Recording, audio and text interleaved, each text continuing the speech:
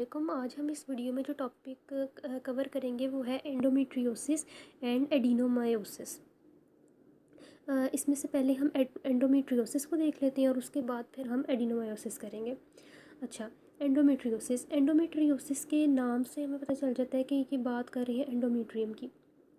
और एंडोमेट्रियम क्या होती है? एंडोमेट्रियम हमारा जो यूट्रस होता है उसकी इनर मोस्ट जो लाइनिंग होती है उसे हम कहते हैं एंडोमेट्रियम।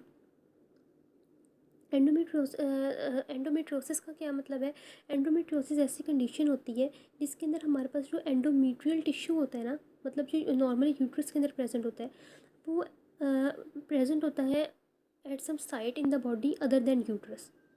मतलब टिश्यू नॉर्मल है, एंडोमेट्रियल टिश्यू है, लेकिन ये बॉडी में किसी एबनॉर्मल प्लेस पे पड़ा हुआ है, किसी ऐसी जगह पे पड़ा हुआ है जहाँ इसे नहीं होना चाहिए, आउटसाइड द यूट्रस पड़ा हुआ है। ऐसी कंडीशन को हम कहते हैं एंडोमेट्रियोसिस। अब नॉर्मली हमें पता है कि जो एंडोमेट्रियम होती है उसमें ग्लैंड्स होती हैं और स्ट्रोमा होता है। जब एंडोमेट्रियोसिस होता है ना और ये टिश्यू कहीं किसी आउटसाइड द यूट्रस किसी जगह पे पड़ा होता है, तो या तो ये प्योर स्ट्रोमल टिश्यू होगा या फिर ये प्रेजेंट होगा in the form of glands, in the form of glands and stroma both. कभी भी सिर्फ और सिर्फ ग्लैंड्स नहीं होंगे। अगर हमारे पास कोई हमें जो है वो ऐसी कंडीशन मिलती है जिसमें हमारे पास एंडोमेट्रियल टिश्यू प्रेजेंट है आउटसाइड द यूट्रस, लेकिन वो सिर्फ और सिर्फ ग्लैंड्स पे मुश्तमिल है, इसका मतलब है कि वो जो कंडीशन है ना वो एंडोमेट्रियोसिस नहीं है। फिर हम उसके अदर डिफरेंशियल डायग्नोसिस देखेंगे। अच्छा, अब हमने ये तो कह दिया कि एंडोमेट्रियोसिस एक ऐसी कंडीशन है जिसमें जो एंडोमेट्रियल टिश्यू होता है वो प्रेजेंट होता है आउटसाइड द यूट्रस। अब हमने ये देखना है कि ये एंडोमेट्रियोसिस बॉडी के कौन कौन से एरियाज़ में हो सकती है। सबसे पहले हमारे पास ना जो एक इम्पॉर्टेंट एरिया होता है जहाँ पर इम्पॉर्टेंट एरिया जो है जहाँ एंडोमेट्रियोसिस हो सकती है वो है ओवरीज। ओवरीज रहती हैं। ओवरीज के बाद हमारे पास हमारी फिलो इसमें ये हमारे पास ओवरीज आ जाती हैं। ओवरीज के अलावा यहाँ से हमारी फिलोपियन ट्यूब इसमें इन्वॉल्व हो सकती है। फिलोपियन ट्यूब के बाद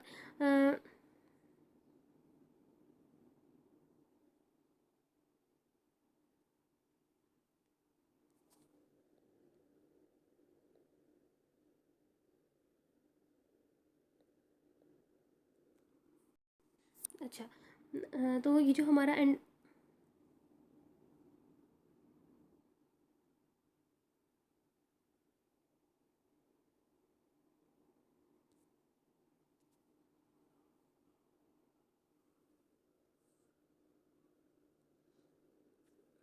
ठीक है। अच्छा, अब ये जो एंडोमेट्रियोसिस होता है ना ये या ओवरीज में हो सकता है, इसके अलावा फिलोपियन ट्यूब्स में हो सकता है। इसके अलावा हमारे पास जो रेक्टोविजाइनल सेप्टम होता है वहाँ हो सकता है। रेक्टोविजाइनल सेप्टम जो होता है वो हमारे पास स्पेस होती है, सेप्टम होता है जो प्रेजेंट होता है in between the vagina and the rectum. हमें पता है वेजाइना के पीछे रेक्टम होता है, तो इन दोनों के दरमियान में जो सेप्टम प्रेजेंट होता है वहाँ पर एंडोमेट्रियोसिस हो सकती है। इसके अलावा कहाँ हो सकती है? हमारी बुक में एक वर्ड लिखा हुआ है कल्डीसैक। कल्डीसैक का अगर हम इसके इस वर्ड का मीनिंग देखें तो इसका मतलब होता है कोई भी ब्लाइंड सैक। फीमेल जो बॉडी होती है उसके अंदर जो मोस्ट डिपेंडेंट पार्ट होता है ना फीमेल बॉडी का, वो होता है पाउच ऑफ डुगलस। तो यहाँ पर जो कल्डीसैक है ना इसका मीनिंग है, इसका मतलब यहाँ पर पाउच ऑफ डुगलस है। पाउच ऑफ डुगलस कहाँ प्रेजेंट होता है? यूट्रस और जो रेक्टम होता है उनके दरमियान में जो एरिया होता है वहाँ पर पाउच ऑफ डुगलस प्रेजेंट होता है। तो यानी कि एंडोमेट्रियोसिस जो होती है वो इस पाउच ऑफ डुगलस में भी हो सकती है। इसके अलावा हमारे पास पेरिटोनियम आ जाती है, पेल्विक पेरिटोनियम। फिर हमारे पास small and large intestines, appendix, ये वाले एरियाज आ जाते हैं। इसके अलावा वेजाइना या सर्विक्स में एंडोमेट्रियोसिस हो सकती है। उसके अलावा एक बात यहाँ बताई हुई है लेप्रोटमी स्कार्स।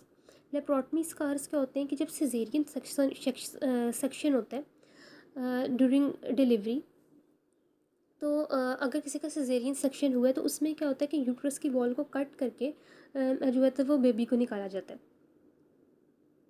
तो इस प्रोसीजर को हम कहते हैं लेप्रोटमी। अब इस कंडीशन के इस प्रोसेस के बाद जो स्कार बनता है ना, बाज़ वक़्त एंडोमेट्रियोसिस उस स्कार में हो सकती है। यानी कि एंडोमेट्रियोसिस का एक एरिया क्या हो गया? लेप्रोटमी स्कार्स हो गए।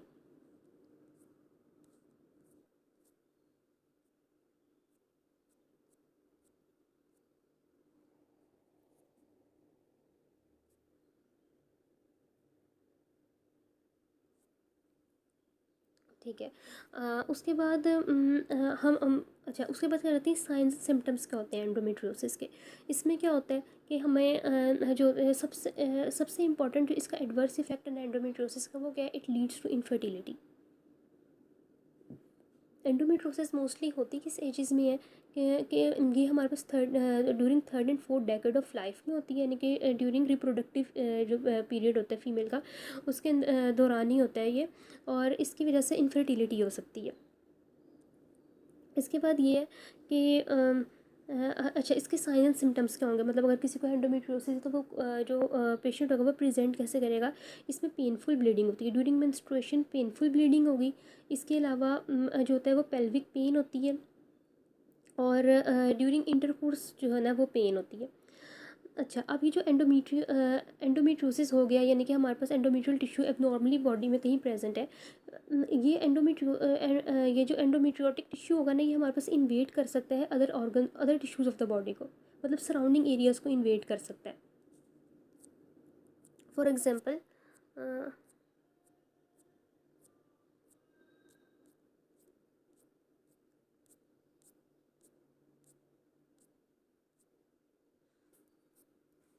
ये हमारे पास एक डायग्राम है। इस डायग्राम में ये जो चीज़ शो की हुई है ना, ये हमारे पास रेक्टम का म्यूकोसा है, कोलॉन और रेक्टम का म्यूकोसा। ठीक है, ये इसमें जो है ना वो हमारे पास ग्लैंड्स हैं। ये वाला जो टिश्यू दिखाया हुआ है इन्होंने, ये हमारे पास एंडोमेट्रियोसिस का टिश्यू है, मतलब एंडोमेट्रियल टिश्यू है। और ये एंडोमेट्रियल टिश्यू जो था वो इसके कोलॉन और रेक्टम के आगे पड़ा हुआ था। फॉर एग्जांपल, मतलब ये पाउच ऑफ डुगलस में पड़ा हुआ है, या फिर वेजाइनल रेक्टो वेजाइनल सेप्टम में पड़ा हुआ है। तो यहाँ से इसने इन्वेट करना शुरू कर दिया है रेक्टम को, ये इन्वेजन दिखाई हुई है। तो इट मीन्स हमें क्या पता चला कि ये जो एंडोमेट्रियोसिस वाला टिश्यू होता है, ये सिर्फ अपने मतलब एक तो ये एबनॉर्मल एरिया में प्रेजेंट है, इसके अलावा ये हमारा इन्वेट कर सकता है सराउंडिंग टिश्यूज़ को। इसी तरह से यहाँ पर भी इन्होंने ये दिखाया हुआ है कि हमारे पास एंडोमेट्रियोसिस है, ये हमारे पास एंडोमेट्रियल ग्लैंड्स हैं, ये इसका म्यूकोज है, और ये इन्वेट कर गए हुए हैं रेक्टम के अंदर। ये हमारे पास रेक्टम का म्यूकोज है, तो ये इसके एडजेसेंट आ गया हुआ।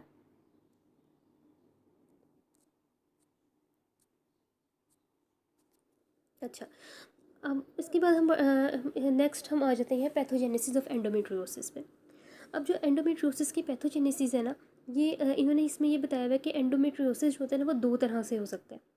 एक तो ये है कि इसका जो ओरिजिन है वो यूट्रस से है, मतलब यूट्रस से ही एंडोमेट्रियल टिश्यू जो है ना वो ब्लड के थ्रू, ब्लड वेजल्स के थ्रू और लिम्फेटिक्स के थ्रू जो है वो किसी बॉडी के किसी और एरिया में चला गया और वहाँ जाके एंडोमेट्रियोसिस हो गई है। एक तो ये बात है।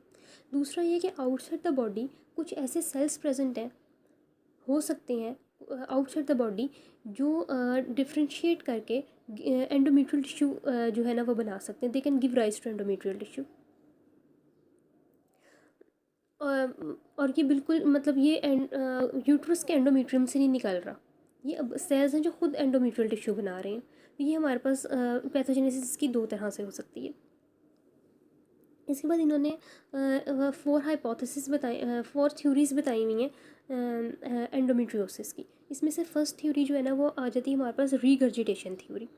रीगर्जिटेशन थ्योरी ये कहती है कि एंडोमेट्रियोसिस की एक रीज़न ये हो सकती है कि फॉर एग्जांपल ड्यूरिंग मेंस्ट्रुएशन, जब मेंस्ट्रुएशन होती है तो हमें पता है क्या होता है कि एंडोमेट्रियल टिश्यू जो होता है वो शेड करता है, यूट्रस जो होता है वो कॉन्ट्रैक्ट करता है, और सारे के सारे जो हमारे पास फंक्शनल एंडोमेट्रियम होती है उसकी शेडिंग होती है through the vagina. But during menstruation थोड़ा सा जो हमारे पास ब्लड होता है ना उसकी रिट्रोग्रेड फ्लो होता है, मतलब ये ब्लड, वैसे तो नॉर्मली ब्लड ने क्या करना है, यहाँ से मूव करके सर्विक्स से थ्रू वेजाइना से जो है वो निकल जाना है। तो वो थोड़ा बहुत ब्लड जो होता है ना वो यहाँ से अपवर्ड रिट्रोग्रेड फ्लो करता है, और ये यहाँ से आता है फिलोपियन ट्यूब्स में। फिलोपियन ट्यूब से ये बाहर आ जाएगा यहाँ पर, या तो ये ब्लड जो है अब यहाँ से ओवरी में भी जा सकता है, और इसके अलावा ये यहाँ से हमारे पास ये सारी पड़ी हुई है पेरिटोनियल कैविटी, ये पेरिटोनियल कैविटी में आ सकता है। अब ये ब्लड जो है जहाँ भी जा रहा है, ऑब्वियसली इस ब्लड के साथ हमारे पास एंडोमेट्रियल टिश्यू साथ जा रहा है, एंडोमेट्रियल सेल्स जा रहे हैं। तो ये एंडोमेट्रियल सेल्स यहाँ से शेड होकर जब इधर आते हैं तो ये कहीं भी डिपॉजिट हो सकते हैं, और उसकी वजह से जो है ना यहाँ पर एंडोमेट्रियोसिस हो सकती है। मतलब एक साइड इसकी फिलोपियन ट्यूब हो गई, ओवरी हो गई और पेरिटोनियल कैविटी हो गई। इन ये सारे एरियाज होते हैं जहाँ पर जो है ना वो एंडोमेट्रियोसिस हो सकती है। लेकिन ये रिगर्जिटेशन थ्योरी जो है ना, ये हमारे पास एक कंप्लीट एक्सप्लेनेशन नहीं देती एंडोमेट्रियोसिस की, बिकॉज ये कहती है कि ये ड्यूरिंग मेंस्ट्रुएशन रिट्रोग्रेड फ्लो की वजह से जो है ना वो एंडोमेट्रियोसिस हो रही है। लेकिन बहुत से केसेस ऐसे भी हैं जब हमारे पास ऐसी जो है वो पेशेंट्स प्रेजेंट होते हैं एंडोमेट्रियोसिस के साथ।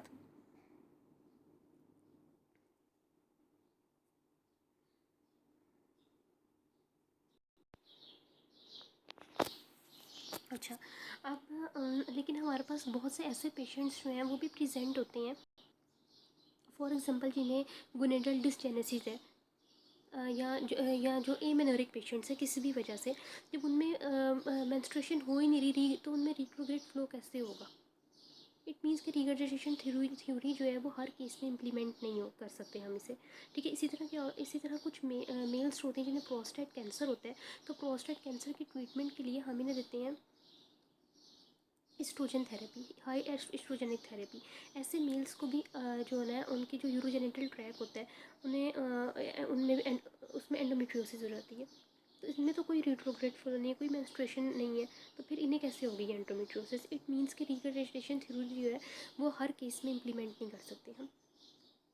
सेकेंड थ्योरी जो हमारे पास आती है वो है benign metastasis theory. Benign metastasis theory जो है ना वो ये कहती है कि नॉर्मली जो हमारा ब्लड फ्लो है और जो लिम्फेटिक का फ्लो है थ्रू द एंडोमेट्रियम, उसकी थ्रू जो है ना वो हमारे पास एंडोमेट्रियल टिश्यू बॉडी के डिफरेंट पार्ट्स में चला जाता है। एंडोमेट्रियम से जो है वो बॉडी के डिफरेंट एरियाज़ में चला जाता है और वहाँ एंडोमेट्रियोसिस हो जाती है डिस्टेंट एरियाज़ में, फॉर एग्जांपल बोन्स में, लंग्स में या लिवर में। तो ये हो गई हमारे पास बिनाइन मेटास्टेटिक्स थ्योरी। जो थर्ड थ्योरी है वो है मेटाप्लास्टिक थ्योरी।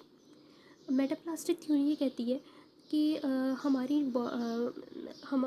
जो बॉडी है उसमें सर्टेन जो एरियाज़ हैं, फॉर एग्जांपल एब्डोमेन का हमारा जो पेरिटोनियम है, पेल्विक पेरिटोनियम है, या जो ओवरी है, इनकी जो लाइनिंग होती है इसे हम कहते हैं सीलोमिक एपिथीलियम और मीज़ोथीलियम। बाज़ औक़ात ऐसा होता है कि ये जो मीज़ोथीलियम होती है, जो सीलोमिक एपिथीलियम होती है, इसमें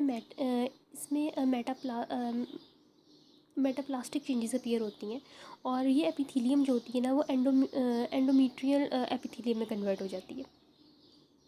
मतलब अल्टीमेटली ये खुद एंडोमेट्रियम में कन्वर्ट हो जाती है। इसे हम कहते हैं metaplastic theory.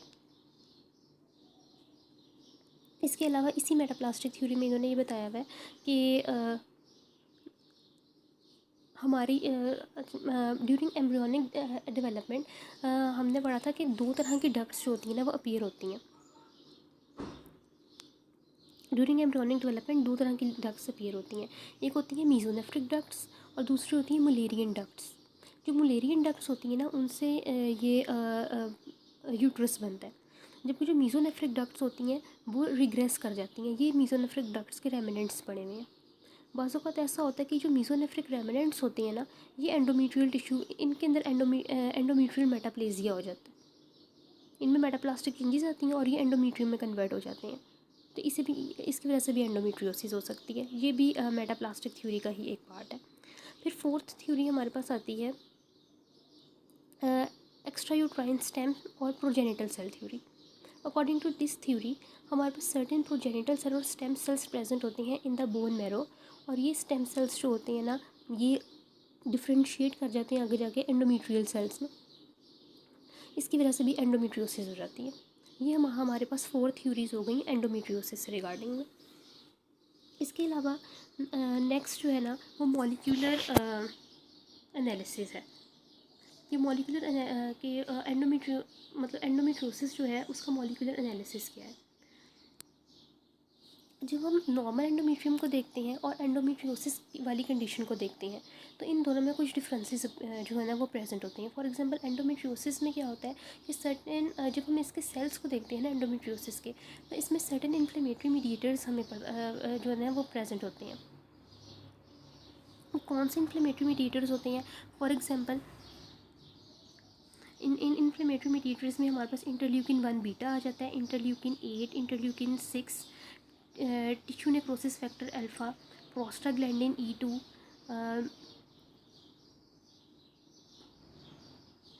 Nerve growth factors आ जाते हैं, मस्कुलर एंडोथेलियल ग्रोथ फैक्टर्स आ जाते हैं, टिश्यू इनहिबिटर्स मेटेलोप्रोटीनेसेस आ जाते हैं, मेटेलिक मेटेलोप्रोटीनेसेस आ जाते हैं।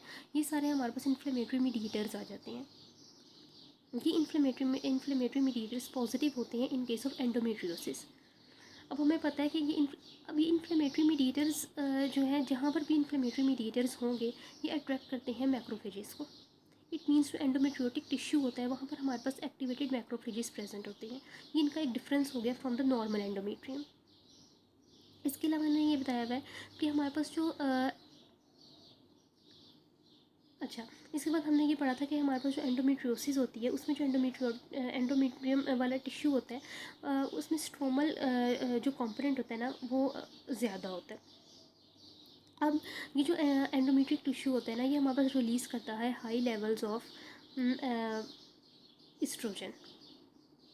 इस्ट्रोजन की प्रोडक्शन मेनली इसमें इस वजह से होती है क्योंकि ये वाला जो एंडोमेट्रियल टिश्यू होता है ना, इसके अंदर एक एंजाइम प्रेजेंट होता है जिसे हम कहते हैं एरोमाटेज एंजाइम। इस एरोमेटेज एंजाइम की वजह से हमारे पास इस्ट्रोजन की एक्सेसिव प्रोडक्शन होती है।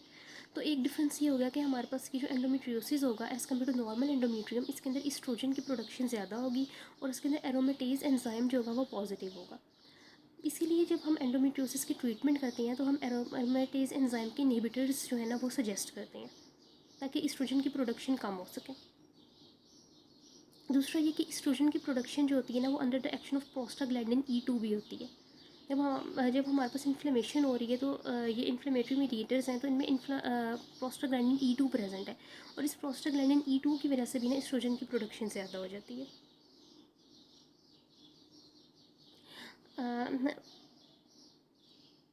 अच्छा, उसके बाद हमारे पास उसके बाद इन्होंने ये बताया हुआ है कि अगर ये जो हमारे पास एंडोमेट्रियोसिस होता है ना, इसका क्लोज रिलेशन है विद द ओवेरियन कार्सिनोमा। अगर किसी को एंडोमेट्रियोसिस है ना तो चांसेस होते हैं कि उस फीमेल को ओवेरियन कार्सिनोमा हो सकता है। और ओवेरियन कार्सिनोमा हम आगे पढ़ेंगे कि ओवेरियन कार्सिनोमा के डिफरेंट टाइप्स हैं। तो जो एंडोमेट्रियोसिस से रिलेटेड है ना, उसके अंदर हमारे पास दो टाइप्स आ जाती हैं। एक हमारे पास क्लियर सेल कार्सिनोमा है, दूसरा हमारे पास एंडोमेट्रियोइड कार्सिनोमा है। ये हमारे पास दो कार्सिनोमास हैं ओवरी के जो हमारे पास इन रिलेशन होते हैं विद एंडोमेट्रियोसिस। इसके अलावा एंडोमेट्रियोसिस में इन्होंने ये बताया हुआ है कि हमारे पास सर्टेन जो होती हैं वो जेनेटिक फैक्टर्स में इन्वॉल्व हो रहे होते हैं, सर्टेन जीन्स की म्यूटेशंस हो रही होती हैं। स्पेशली हमारे पास स्पेशली हमारे पास P10 जीन है और ARID1A जीन है। ये दो जीन्स हमने याद रखनी है। तो ये हो गया हमारे पास जनरल व्यू एंडोमेट्रियोसिस का। इसके बाद हम एंडोमेट्रियोसिस की जो है ना वो मॉर्फोलॉजी देख लेते हैं।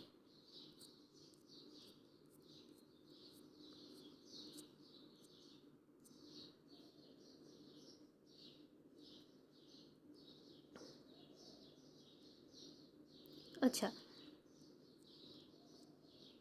जब हम एंडोमेट्रियोसिस की मॉर्फोलॉजी देखते हैं, अब हमें पता है मॉर्फोलॉजी में दो चीज़ें आ जाती हैं। एक हमारे पास ग्रॉस स्ट्रक्चर आ जाता है और उसके बाद दूसरा जो होता है वो क्या आ जाता है, एक ग्रॉस स्ट्रक्चर आ जाता है और दूसरा फिर हमारे पास उसकी हिस्टोलॉजी आ जाती है। अच्छा, जब हम ग्रॉस फॉर एग्जांपल हम कंसिडर करते हैं कि हमारे पास जो एंडोमेट्रियोसिस है ना वो हमारे पास इस वक्त ओवरी में हो रहा है, ठीक है। ओवरी के एंडोमेट्रियोसिस के लिहाज से हम आगे चलते हैं।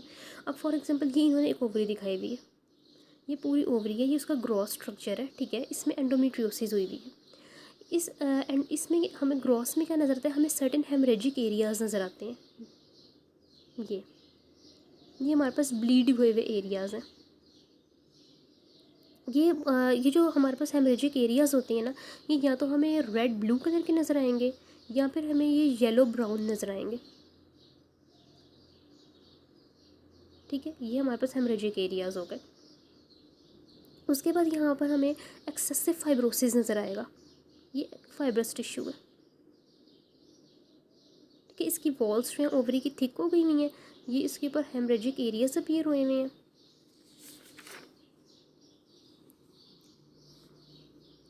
अच्छा, उसके बाद ये है कि ये जो ब्लीडिंग है ना, इसमें ये जो हेमरेजेस हैं, ये मेनली हमारे पास हार्मोनल स्टिमुलेशन की वजह से होते हैं।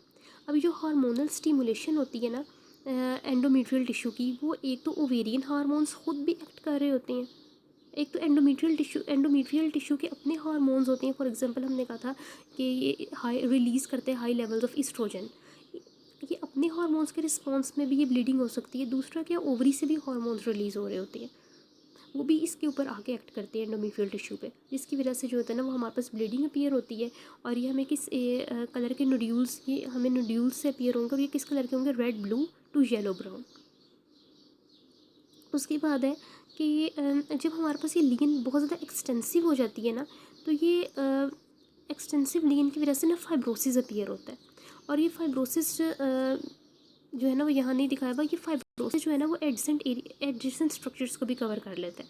मतलब ये ओवरीज प्रेजेंट है ना, इनके साथ ही यहाँ यूट्रस प्रेजेंट होगा, तो ये सारा यूट्रस वाला एरिया जो होगा वो ओवरीज होंगी, साथ में फिलोपियन ट्यूब्स होंगी, इन सारे एरियाज़ में ना पाउच ऑफ डुगलस होगा, वहाँ सारा फाइब्रोसिस हो जाएगा, एक्सेसिव फाइब्रोसिस हो जाएगी। इसके अलावा यहाँ पर ओवरीज का साइज़ जो होगा वो इनलार्ज हो जाएगा। जब एंडोमेट्रियोसिस होगी, ओवरी का साइज़ इनलार्ज हो जाएगा। नॉर्मली ओवरी का साइज़ जो होता है वो 1 to 1.5 सेंटीमीटर होता है, यहाँ पर ओवरी का साइज़ 3 to 5 सेंटीमीटर तक चला जाता है। और जो ओवरी जो होगी ना वो सारी अंदर से फिल होती है बाय द सिस्टिक फ्लूइड। ठीक है, ये जो फ्लूइड होगा ना ओवरी के अंदर, वो हमें नज़र आएगा चॉकलेट ब्राउन कलर का, because of the haemorrhages. Chocolate brown colour का फ्लूइड जो होगा वो फिल्ड होगा इनसाइड द ओवरी, और इसी वजह से जो सिस्ट अपीयर होती है ना ओवरी में, इस केस में उसको हम चॉकलेट सिस्ट कहते हैं, और या फिर उसे हम एंडोमेट्रियोमा कहते हैं। ये दो नाम है। ये तो होगी इसकी ग्रॉस, ये भी इन्होंने ग्रॉस दिखाई हुई है। ये चॉकलेट सिस्ट इन्होंने कट करके क्रॉस सेक्शन दिखाया हुआ है, ये सारी चॉकलेट सिस्ट है ब्राउन कलर की ड्यू टू हेमरेजेस। और ये ओवरी का जो है वो आउटर पार्ट है। इसी तरह से ये हेमरेजेस अपीयर हो रहे हैं जो हमें red blue to yellow brown in colour है, और ये एक्सेसिव फाइब्रोसिस हुई हुई है।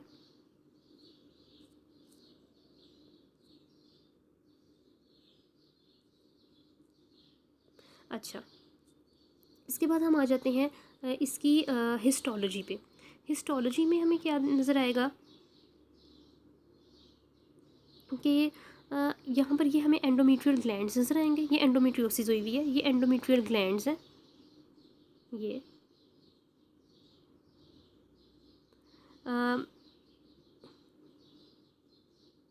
और ये सारा जो है ना ये हमारे पास स्ट्रोमा है।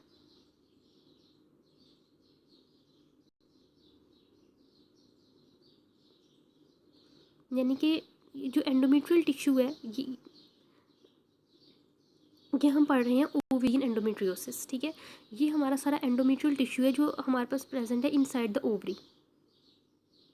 ठीक है, ये एंडोमेट्रियल टिश्यू के ग्लैंड्स हैं, और ये एंडोमेट्रियल टिश्यू का स्ट्रोमा है।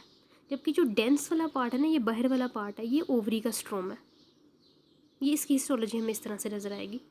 इसके अलावा हिस्टोलॉजिकली जब हम देखेंगे ना, तो हमें हम क्योंकि हम ये कहा था कि हम जो एंडोमेट्रियोसिस होती है यहाँ पर इन्फ्लेमेटरी मीडिएटर्स होते हैं और मैक्रोफेजेस होते हैं। वो इस डायग्राम में नज़र नहीं आ रहे, तो हमें यहाँ पर जो है ना वो मैक्रोफेजेस नज़र आते हैं। एंड ड्यू टू हेमरेजेस, हमने कहा ब्लीडिंग होती है, हेमरेजेस होते हैं, तो वो जो मैक्रोफेजेस होते हैं वो हीमोसिड्रिन लेडन होते हैं, तो हमें हीमोसिड्रिन लेडन मैक्रोफेजेस नज़र आएंगे। They are not shown hair.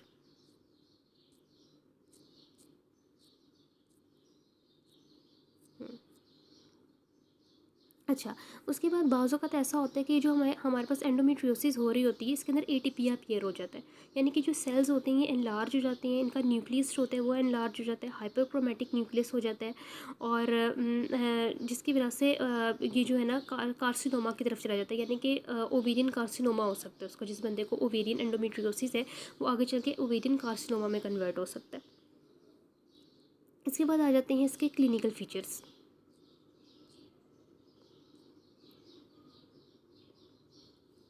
Clinical features में क्या है कि पेशेंट जो होगा वो प्रेजेंट करेगा, उसे पेन होगी, ठीक है, ड्यूरिंग मेंस्ट्रुएशन पेन होगी, डिस्मेनोरिया होगा, ड्यूरिंग इंटरकोर्स पेन होगी, इसके अलावा जो होती है वो इंट्रापेल्विक ब्लीडिंग होगी, और सबसे मेजर बात क्या होती है कि इसकी वजह से हमारे पास जो होता है वो इनफर्टिलिटी हो सकती है। ये हमारा हो गया एंडोमेट्रियोसिस। एंडोमेट्रियोसिस के बाद जो हमारा नेक्स्ट है वो टॉपिक है वो है एडिनोमायोसिस। एडिनोमायोसिस का क्या मतलब होता है? The word adenomyosis means that the endometrial tissue is present inside the myometrium. हमें पता है कि जो यूट्रस होता है उसकी जो होती है ना वो वॉल्स होती हैं। सबसे अंदर एंडोमेट्रियम होती है, उसके बाहर मायोमेट्रियम होती है, और सबसे बाहर जो होती है वो हमारे पास पेरीमेट्रियम होती है।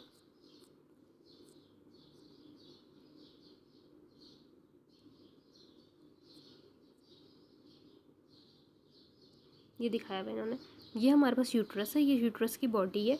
ये सबसे अंदर वाली लेयर जो है ना, ये डार्क रेड, ये हमारे पास एंडोमेट्रियम है, और इसके बाहर ये जो मस्कुलर से लेयर है ये हमारे पास प्रेजेंट है मायोमेट्रियम।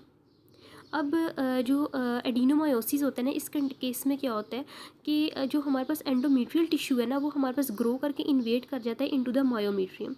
ये इन्होंने दिखाया हुआ है कि एंडोमेट्रियल टिश्यू है वो प्रेजेंट है इनसाइड द मस्कुलर लेयर और मायोमेट्रियम। This is adenomyosis. अच्छा, इसके बाद हमारे बुक में एक लाइन लिखी हुई है कि ये जो एडिनोमायोसिस में जो एंडोमेट्रियल टिश्यू होता है ना, ये 2 to 3 मिलीमीटर अवे होता है फ्रॉम द बिजेलिस।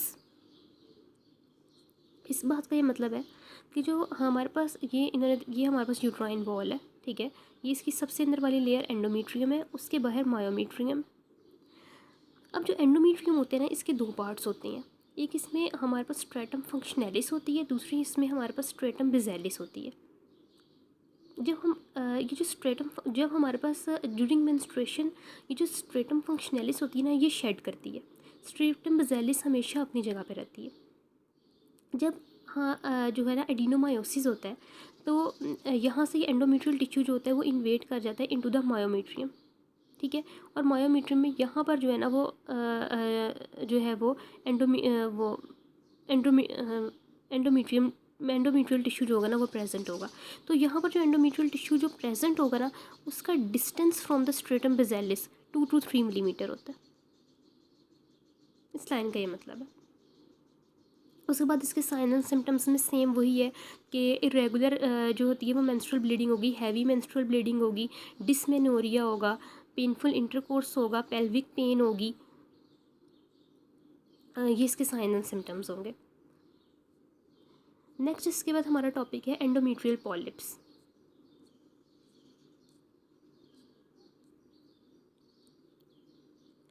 अच्छा, एंडोमेट्रियल पॉलिप क्या है? एंडोमेट्रियल पॉलिप जो होता है ना वो हमारे पास एक जो होता है ना वो मैस होती है, एक्सोफिटिक मैस होती है जो प्रेजेंट होती है इनसाइड द एंडोमेट्रियल कैविटी। ये हमारे पास एंडोमेट्रियम है, ये इसके बाहर मायोमेट्रियम है, ये अंदर एंडोमेट्रियल कैविटी है, और यहाँ पर ये जो एक्सोफिटिक मैस प्रेजेंट है ना, इसे हम कहते हैं पॉलिप। अभी जो पॉलिप है ना इसका साइज़ वेरी कर सकता है।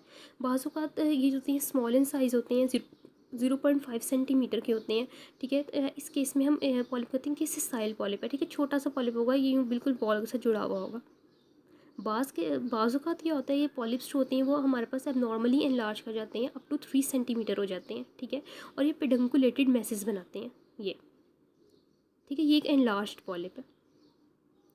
यानी कि पॉलिप्स 2 तरह के होंगे, या तो ये सिसाइल होंगे, या तो ये जो होंगे वो हमारे पास लार्ज और पेडंकुलेटेड पॉलिप्स होंगे, जिनका साइज़ जो होगा वो फिर 3 सेंटीमीटर से भी ज़्यादा होगा। अब इनके साइन एंड सिम्टम्स क्या होते हैं कि पॉलिप्स या तो एसिम्टोमेटिक होते हैं, मतलब कोई सिम्टम्स अपीयर नहीं होंगे, या फिर ऐसा होता है कि ये जो पॉलिप्स होते हैं इनकी वजह से हैवी मेंस्ट्रुअल ब्लीडिंग होती है, इरेगुलर ब्लीडिंग होती है, इन बिटवीन द मेंस्ट्रुएशन जो होती है ना वो हमारे पास ब्लीडिंग स्टार्ट हो जाती है।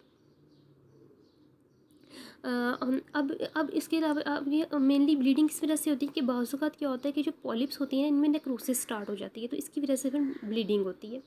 अब फिर ये बताया हुआ है कि पॉलिप्स जो होते हैं वो 2 तरह के होते हैं, या तो ये हाइपर प्लास्टिक पॉलिप्स होते हैं, या फिर ये एट्रोफिक पॉलिप्स होते हैं, और बाज़ औक़ात ये सिक्रीटरी पॉलिप्स भी हो सकते हैं, अगर यानी कि सर्टेन सिक्रीशंस प्रोड्यूस करते हैं। ऐसे सिक्रीटरी पॉलिप्स जो होती हैं इन्हें हम फंक्शनल पॉलिप्स भी कह सकते हैं।